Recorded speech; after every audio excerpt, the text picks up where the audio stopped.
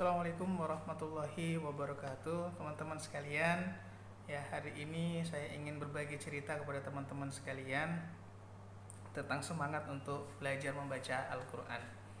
Eh, ber- Bercerita tentang pengalaman pribadi saya dan semoga bisa kita ambil pelajarannya juga bahwa kita jangan pernah berhenti atau mencukupkan diri untuk belajar membaca Al-Quran. Saya dari kecil belajar di Taman Pendidikan Al-Quran, ya, dari kelas 1 SD sampai kelas 6 SD. Saya di tahun 2000 pakai acara wisuda, ya, TPQ mengadakan wisuda, saya di wisuda di situ. Dan kemudian setelah wisuda saya sudah tidak lanjut untuk belajar mengaji lagi akhirnya. Dan saya berjalan dengan ilmu itu, ya, sampai kemudian di SMP, SMA, kemudian saya belajar lagi ketika bertemu dengan ada guru yang tajwidnya lebih bagus, ya, kemudian saya belajar tentang tajwid juga, ya. Dan kemudian saya membaca Quran ini juga suka meniru-niru syekh, dan syekh yang paling terkenal saat itu adalah Abdurrahman As-Sudais, ya, Imam Masjidil Haram, ya. Saya suka meniru-niru cara beliau mengaji, ya. Nah, disitulah kemudian saya sudah mulai, alhamdulillah, akhirnya sudah bisa mengaji. Kemudian sampai saya kuliah di STAIN, ya, kuliah di STAIN Al-Fatah Jayapura. Di situ juga ada program baca tulis Al-Quran. Saya ikuti programnya dan mendapatkan nilai yang juga cukup baik, ya. Nah, makin bertambahlah saya mencukupkan diri, gitu, ya. Sudahlah, udah bisa ini, ya, mungkin bahasa kita adalah ya sudah bisa ngaji, gitu, ya. Ternyata ketika saya melanjutkan pendidikan S2, ternyata saya mendapatkan pengalaman yang baru, ya, ketika di Yogyakarta. Saat itu usia saya sudah masuk umur 25, ya, 25 atau 24, ya, 25 kayaknya. Nah, saat umur 25 itu ya, saya ikut tahsin, ya. Nah, tahsinnya ini dilaksanakan oleh Umi Foundation, ya, kerjasama juga dengan UIN Sunan Kalijaga waktu itu, Fakultas Saintek. Nah, di situ saya mengikuti program tahsinnya, bete juga, ya. Ini kenapa kok belajarnya pakai jilid 1, jilid 2, jilid 3, gitu, ya. Saya agak sering bolong-bolong tuh ketika belajar tahsin itu, ya. Dan dengan nekatnya itu, ada ada ujian tahsih, saya ikut ujian tahsih, ya. Walaupun teman saya waktu itu sempat ngomentari juga, kayaknya antum belum bisa lulus tahsih deh. Masa sih? Akhirnya saya pun ikut ujian tahsih tersebut, ya. Dan ternyata benar, saya masih ada catatan-catatan kesalahannya. Di situ saya pun bertanya setelah ujian tahsih saya yang pertama, Ustadz, mohon masukan Ustadz, kurangnya di mana? Ya, karena di situ tulisannya rekomendasi jilid 3. Saya disuruh belajar tentang mat lagi, bagaimana menstabilkan, mengistiqomahkan mat asli yang 2 harokat, nggak boleh lebih. Jadi mat asli atau mat tabi'i yang 2 harokat itu nggak boleh kelebihan, nggak boleh kekurangan, dia harus pas 2 harokat, ya. Dan cara menjaganya adalah dengan membacanya dengan 1 ayunan. Tuh, salah satu cara menjaganya. Di ayun, 1 kali ayunan itu sudah 2 harokat. Begitupun juga dengan mad jaiz dan mad wajib yang 5 harokat. Nah, itu juga harus stabil dan juga harus konsisten.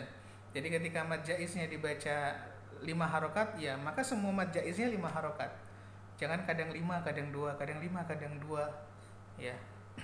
Maka di sini saya belajar lagi. Oke, saya belajar lagi, saya melatih diri lagi, ya, dengan teman. Sampai kemudian 3 bulan kemudian ada tashih lagi, saya ikut lagi ujian tashih. Dan ternyata saat ujian tashih saya masih ada kesalahan lagi. Ustadz, apa kesalahan saya, Ustadz? Nah, ternyata kesalahan saya adalah saya masih tawalud. Apa itu tawalud? Tawalud itu memantulkan bacaan-bacaan yang tidak boleh memantul harusnya. Jadi yang memantul itu kol-kolah, baju di toko, ya.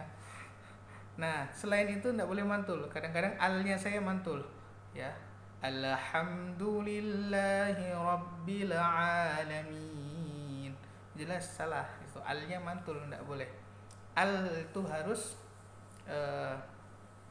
jelas, ya. Maka salah satu metodenya juga adalah dengan ditekan, jangan terburu-buru melepas lidah dari langit-langit. Al. Begitupun dengan huruf-huruf yang lain, jangan sampai mantul, ya. Nah, disitulah kemudian saya belajar lagi supaya tidak tawalud. Nah, setelah itu, ya, sambil itu juga saya belajar tentang gunnah. Jadi ada bacaan-bacaan yang memang ternyata ketika dibaca ini tidak boleh cepat-cepat, gitu. Termasuk ikhfa tidak boleh cepat-cepat, gunnah tidak boleh cepat-cepat, ya, itu gambi gunnah tidak boleh cepat-cepat, ya, itu mimi tidak boleh cepat-cepat, iqlab nggak boleh cepat-cepat, ya. Jadi tidak bisa tuh mim ba'di, tidak boleh mim ba'di, tuh harus ditahan, ya. In kuntum shadiqin, jadi in kuntum ditahan, ya. Nah, saya ikut tes tasih lagi, ternyata masih ada kesalahan lagi, yaitu kesalahannya di ikhfa. Jadi ikhfa itu nggak semuanya ya. Jadi ikhfa itu samar-samar, siap-siap masuk ke makhraj berikutnya, makhraj huruf yang ada di depannya. Makanya itu belajar lagi saya, dan karena saya 3 kali tasih di Umi Foundation tidak lulus-lulus, maka saya memberanikan diri untuk tes tartil di tim Tadarus AMM Yogyakarta. Ternyata di situ tesnya bukan cuma baca Quran, jadi tesnya juga ternyata banyak hafalan-hafalannya. Masya Allah, nekat juga itu. Akhirnya kemudian saya lihat apa saja hafalan-hafalannya. Dari 14 itu ada 1 yang saya tidak bisa, ya, 1 atau 2 itu saya tidak bisa hafal, ya. Kemudian ada tes bacaan sholatnya, dan ternyata saya dalam bacaan sholatnya pun masih ada yang panjang pendeknya masih salah. Jadi ketika baca, bahkan ketika setoran doa makan di tim Tadarus AMM Yogyakarta itu bukan Bismillahirrahmanirrahim, Allahumma barik lana fima razaqtana wa qina azabannar. Bisa kan begitu tuh anak-anak kalau ngaji. Ternyata ketika kita tes di AMM nggak begitu cara setorannya. Bismillahirrahmanirrahim, Allahumma barik lana fima razaqtana wa qina azabannar.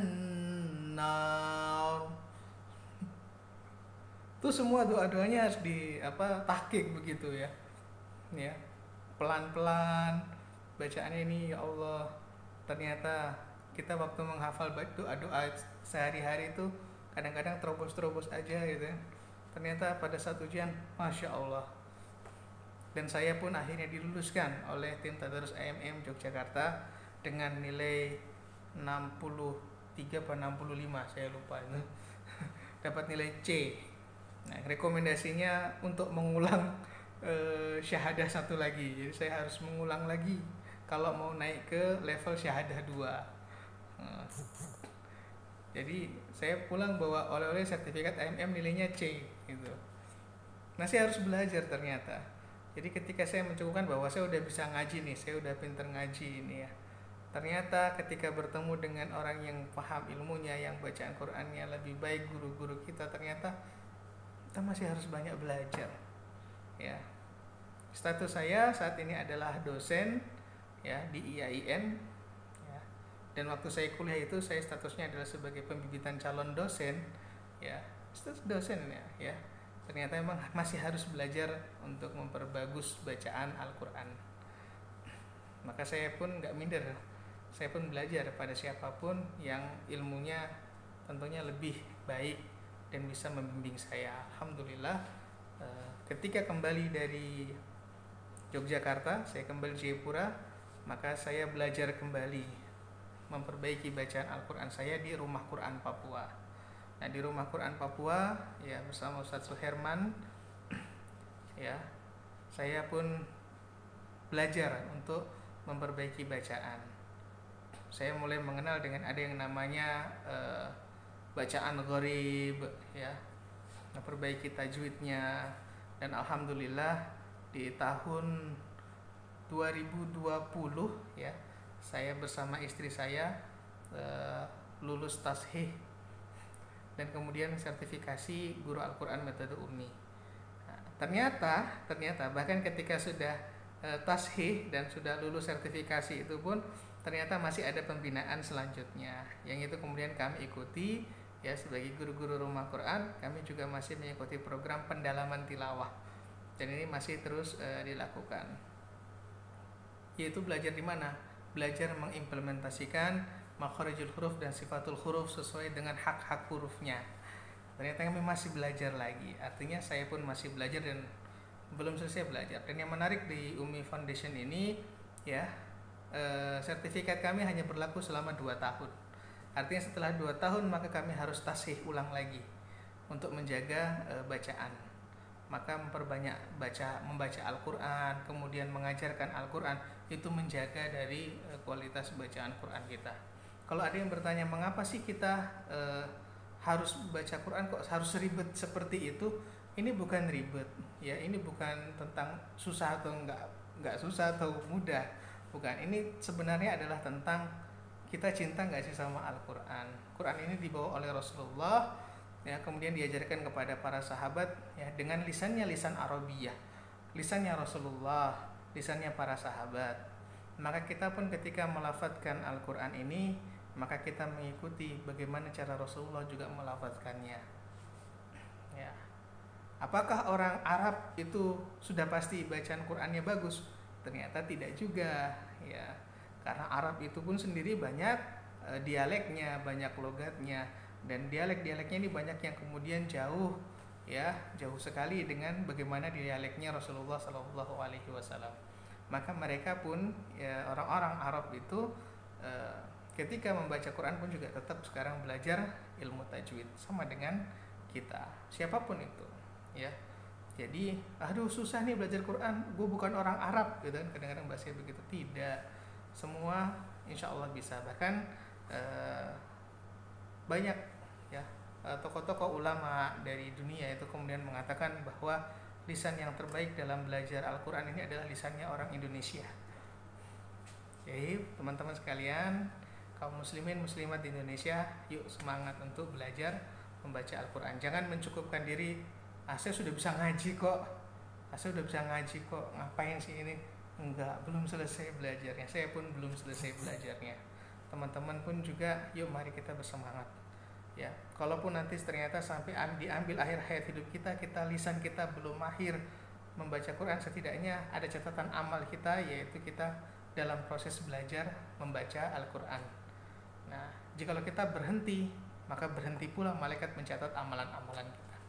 Yuk kita semangat untuk belajar membaca Al-Quran. Khairukum man ta'allamal Quran wa 'allamahu. Jangan mencukupkan diri ya dalam membaca Quran, dalam belajar Quran. Yuk kita belajar lagi sama-sama. Ini sebuah ajakan juga kepada teman-teman sekalian, tidak ada batasan usia ya. Sebagaimana ketika dulu saya mahasiswa S2 ya, bayangan ya, mahasiswa S2 belajar dengan orang yang stratanya mungkin tidak S2 tapi bacaan Qurannya lebih baik, saya belajar dari dia. So what gitu loh ya. Jadi tetap yuk kita semangat untuk belajar membaca Quran. Jangan mencukupkan diri mengatakan saya udah bisa ngaji.